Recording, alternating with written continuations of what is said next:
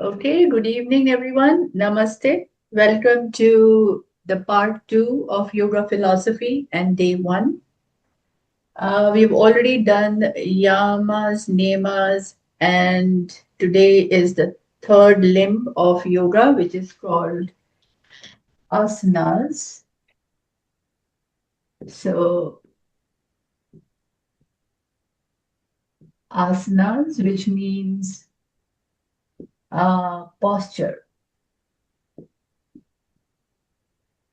the yoga postures or the physical part of the yoga practice or the yoga philosophy. Okay, this is called asan in Sanskrit and Hindi language, but there is always an a in front in English, so we call asanas. Otherwise, it's called asan. Sometimes I may pronounce it that way, asan. So please understand. Now, the literal meaning of asan is seat. Okay, this means seat. That's the literal and closest meaning of this word. Now, in yoga, it is said that your seat, wherever you are sitting, should be steady, should be comfortable, right? And it should be motionless. And by motionless, we can say that it should be evenly balanced. Okay, that is considered to be the best seat in a yoga practice. So these are the qualities of how your seat should look like. That is the first meaning of asana, right? Now, when we say seat, it should not cause us any kind of discomfort. That's why they say it has to be comfortable, this part. So it should not cause us any sort of discomfort. And then it should not cause us any kind of restlessness, which means the seat should be relaxed, or the yogi or the person who is in a posture on a seat should feel relaxed. These are the qualities of a good seat or a good asana or a good posture. Okay, this has been described by Patanjali, the father of yoga, and we are going to go over that aphorism after this. I'm going to write it in uppercase so it's easy to understand. This is all in Sanskrit. Sthiram, Sukham, Asanam. Okay, this is one aphorism, but I'm writing it down in three different lines, so it's easy to understand for you. It is one aphorism in one line. So he says Sthiram Sukham Asanam. Now again, like how we just understood. Now Sthiram means that which is stable. The meaning of sthiram, sthir is to be stable. Sukham means it should give you happiness, it should give you comfort, which means it should be comfortable. Okay? And asanam is posture or the seat, your seat. So, if we really want to understand, uh, any seat that is comfortable and is stable is called asana or a yoga posture. Now, why do we need an asana? Why is it needed? So, Why is the need of asanas? Okay, the next question arises, why do we pay so much attention to asanas? I'm standing and this is my seat. Why should I even bother? So then comes the next one. We should be able to stay in it for a long, long time. That's why we need a good asanas or asan singularly. So we should be able to be there for a long, long time, which means like if you attend yoga classes, the instructor might say, okay, let's hold this position for 3 breaths, hold this position for 5 breaths. Sometimes yoga instructor, they work in seconds. So let's hold this position for 10 seconds, right? So are you able to hold that position for that long? That's how comfortable the asanas should be. Okay, that's number one. Why is it needed?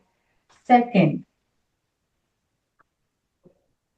while I am in any asana or asanas, I should be able to take my awareness to wherever I have to during that time.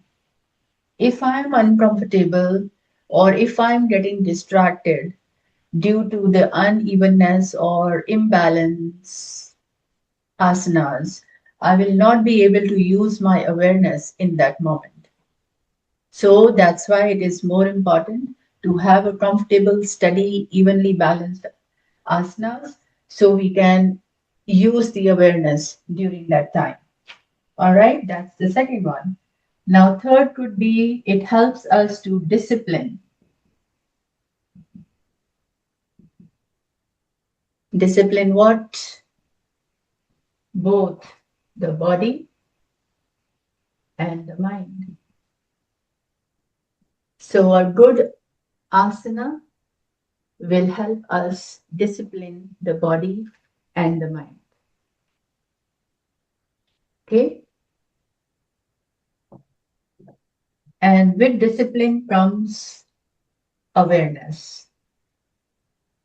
When we are disciplined in a certain posture, it will help us to create a certain level of awareness within us, both in the body and the mind.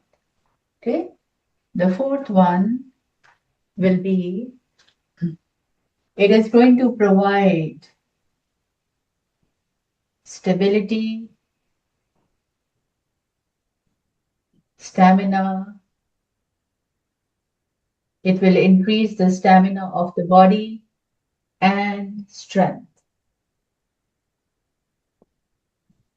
The fifth one, why do we need asanas?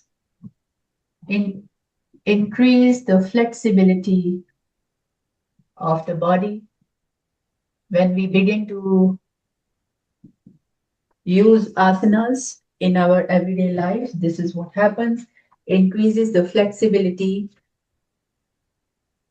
and it also creates, this is number 6, stillness, both in the body and mind. And stillness in the body comes with practice, and stillness in the mind will follow. Once the body is still, mind will start going towards stillness as well. Okay? Now, when we practice any asana, the deeper meaning of practice any asana is it becomes a full expression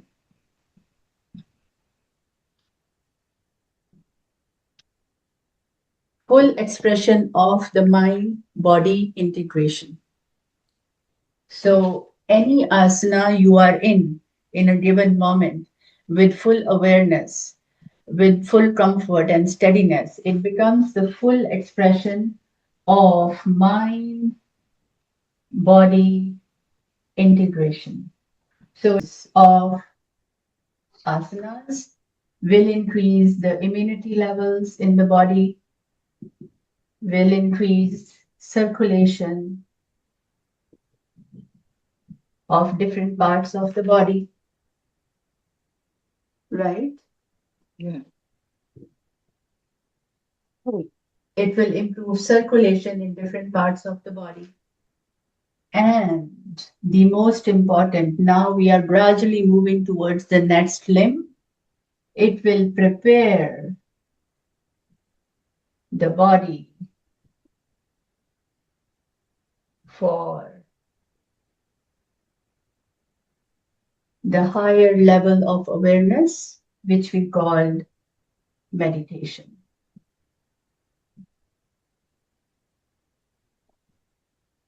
We cannot sit still until the body is used to practicing asanas. There are numerous asanas that are being practiced these days in various forms, and they have also been commercialized in various streams like hot yoga and this yoga and that yoga. But in traditional text books, there are basic 12 asanas that have been listed. The rest have, I'm not saying that they don't have any usage or they don't have any benefits, they do. But these 12 asanas that we are going to discuss now are the basic ones which allow the person who is practicing them regularly to feel the deeper effects of a yoga practice, because these asanas, they go to the level of energy in the human body, whoever is practicing, which means again that they help in the activation of chakras. Okay, so number one that has been listed is headstand. And I'm going to mention the Sanskrit names also. So if you are interested, you can write them. This is called Sirs Asana, Sirs. It's usually pronounced as Shirsh, which means head. So going upside down, right? Headstand. And the second one is shoulder stand. Shoulder stand, which is called, let me write this with a different ink, which is called Sarvang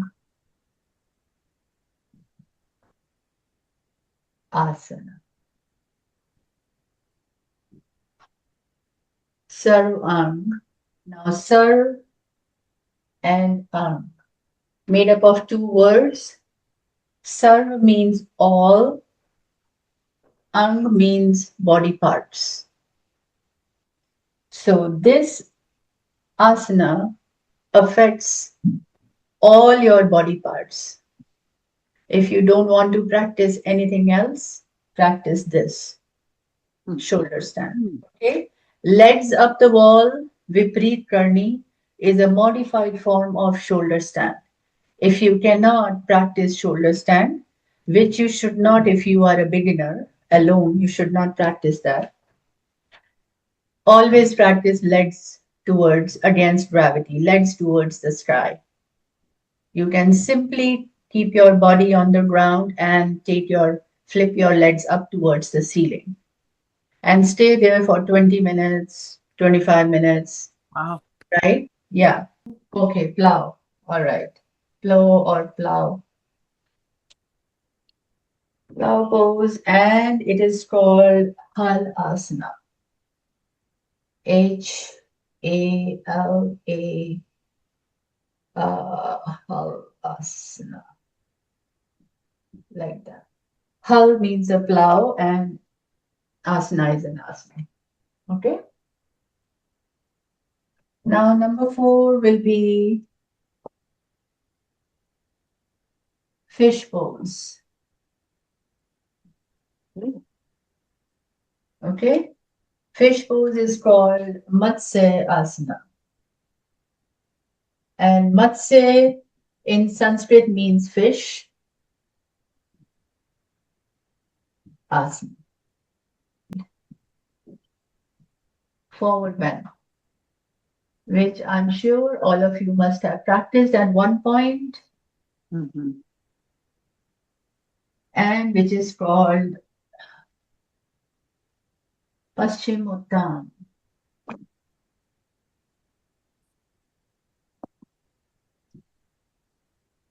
Paschimottan asana.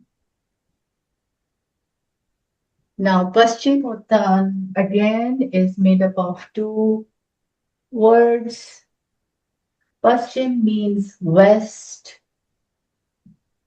direction, right? West. And Uttan means stretch. When we stretch something, so this is stretching the western side of the body, which is the back body. This is considered to be the front side and then my back side. So just for as an expression, this is called the eastern and this is called the western.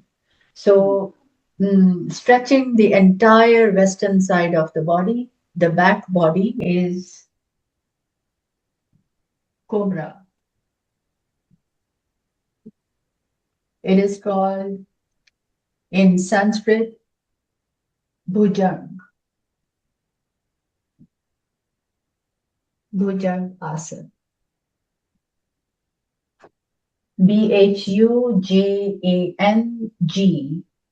bhujang asana. Bhujang in Sanskrit means snake or cobra. 7. Locust. Oh, In look. Sanskrit, the name is Shalab. Shalabh. Shalabhasa. Shalab means locust, Mm. right? Then we have bow pose. Bow pose, bow in Sanskrit is called dhanur. It is also called dhanush sometimes. Somewhere it has been mentioned as dhanush or dhanur. We have half spinal twist. This is a seated twist. This is called ardh. In Sanskrit, it is called ardh. Ardh means half. Ardh. Ardh matsendriya. Matsendriya asana. Then we have crow pose. Crow. It is called kak asana. Asana. Kak means a crow. Hmm. And then we have, did I miss something? It's only 11, or maybe I'm numbering them in a different way. It is called very common forward bend, standing forward bend. And that's a Hastapad asana.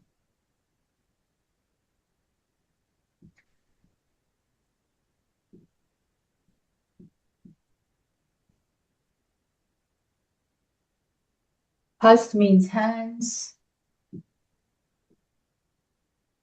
and pada means feet. So your hands to the feet in standing.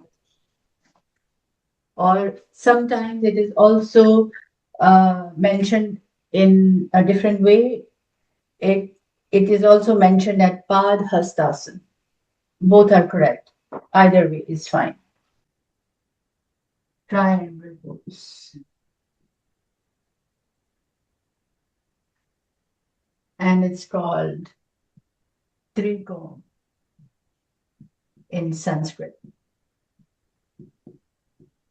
Asana.